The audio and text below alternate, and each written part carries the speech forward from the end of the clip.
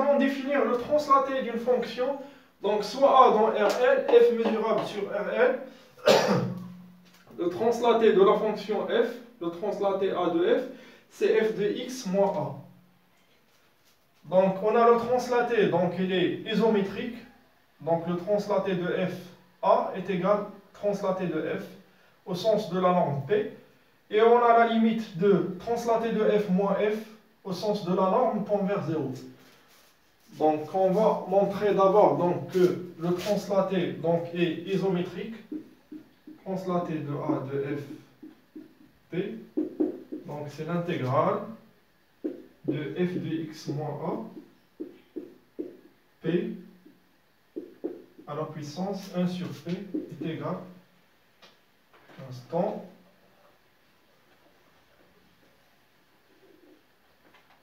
donc je mets ici à la puissance P dx. Donc je fais un changement de variable u égale x moins A. Donc l'intégrale sur Rn de f de u à la puissance P dx égale à du égale à la norme de f P à la puissance P. Donc, taux de f P égale la norme de f P. Donc maintenant, je vais montrer que la limite lorsque A tend vers 0 de translaté de f moins f égale à 0.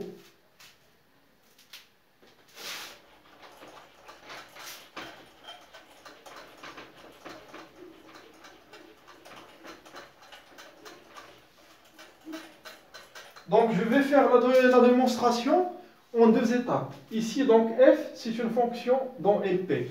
Donc d'abord, je vais considérer, donc, je vais montrer donc, le résultat pour les fonctions à support compact. Ensuite, donc, je vais montrer le résultat pour une fonction dans LP. Donc je vais utiliser la densité parce que toute fonction intégrable au sens de toute fonction dans LP, donc c'est une limite d'une fonction continue à support compact.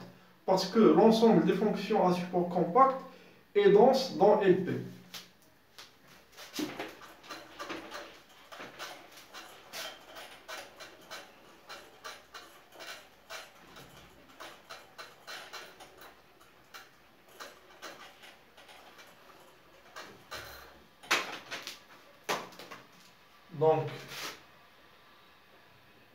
Donc taux A de f moins f p à la puissance p égale l'intégrale de f de x moins a moins f de x p dx Rn. Donc le premier cas, f est continu à support compact. Donc les fonctions continues à support compact, donc ce sont des fonctions. Donc d'abord le support. Donc c'est le support d'une fonction f. Donc c'est l'ensemble des x tel que f de x est différent de 0. Donc par exemple, si je considère cette fonction, c'est une fonction très simple, par exemple ici, donc 0, donc moins 2.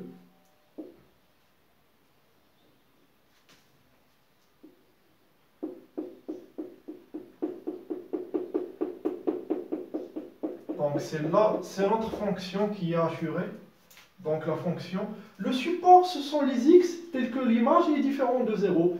Donc le support de cette fonction, donc c'est moins 1, 2. Donc celle-là, par exemple, c'est une fonction donc continue à support compact.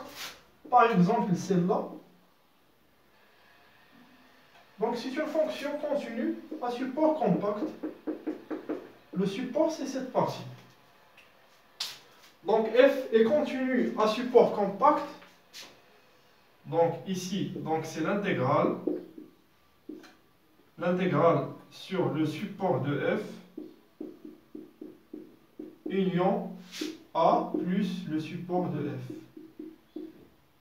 de f de x moins a moins f de x p dx.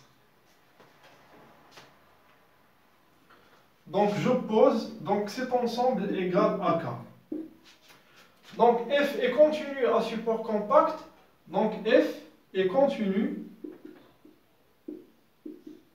sur le compact K. Parce que le support est compact, A plus support de f est compact. Donc le support de f est compact. Donc le translaté d'un compact est compact. Et la réunion finie de deux compacts, la réunion finie de compact est un compact. Donc la réunion de deux compacts est un compact. Donc f est continu sur le compact K. Donc ceci entraîne que f est uniformément continu sur K. Donc f, pardon, je m'excuse, mais j'écris mal.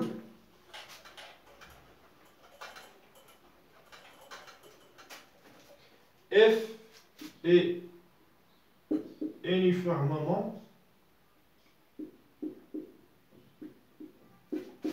continu sur K.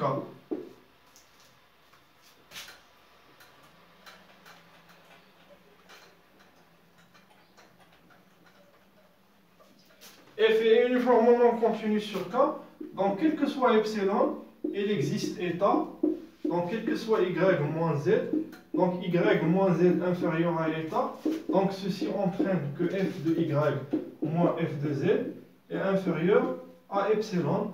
Donc ici le y joue le rôle de x moins a, et le x joue le rôle de z. Donc ici, donc a inférieur à état implique que f de x moins a moins f de x est inférieur à epsilon. Donc le sup, donc ici, donc je continue, donc c'est inférieur donc au sup, donc c'est epsilon p fois la mesure de K, lambda K. Lambda K, donc c'est la mesure de support de f deux fois le support de f plus le support de f plus a, et la mesure de Lebesgue elle est invariante par translation, donc la mesure de support de f plus a égale à la mesure de support de f. Donc elle est invariante par translation, donc c'est deux fois lambda support de f. Mais moi donc je vais garder lambda k pour simplifier. Donc taux A de f moins f est inférieur à epsilon lambda k à la puissance 1 sur p. Et par conséquent, donc pour le premier cas, donc si f est continu à support compact, f appartient à cc, k, donc le résultat est vrai. Donc maintenant, je vais traiter le cas le plus général, donc f dans LP.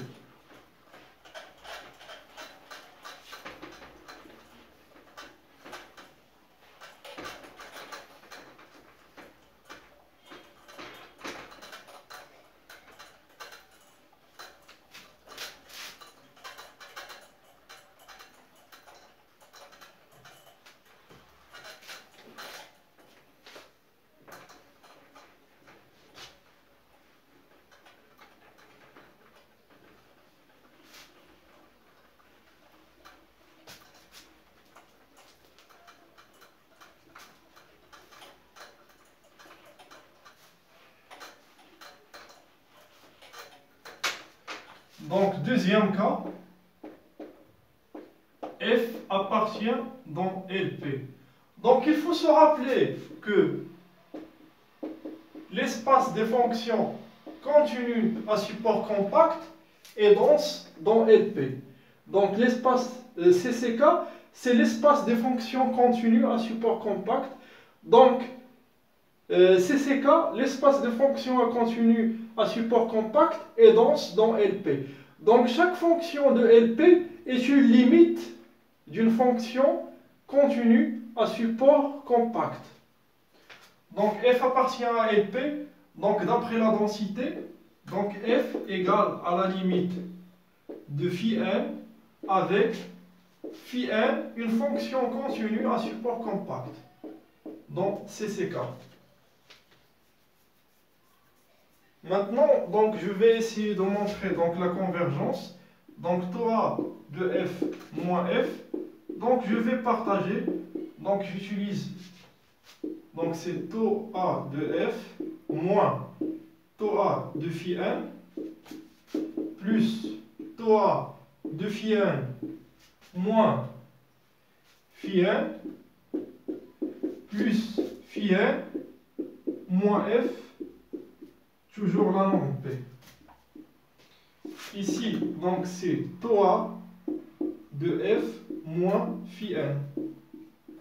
P plus taux A phi n moins phi n. P plus phi n moins f à la puissance P. Donc on a vu donc, que taux A de f, au sens de P, la norme P, égale à f de P. Donc ceci, donc d'après l'isométrie, donc ceci est égal à f moins phi n. F moins phi n moins f, donc c'est 2 fois f moins phi n p plus taux A phi n moins phi n à la puissance p.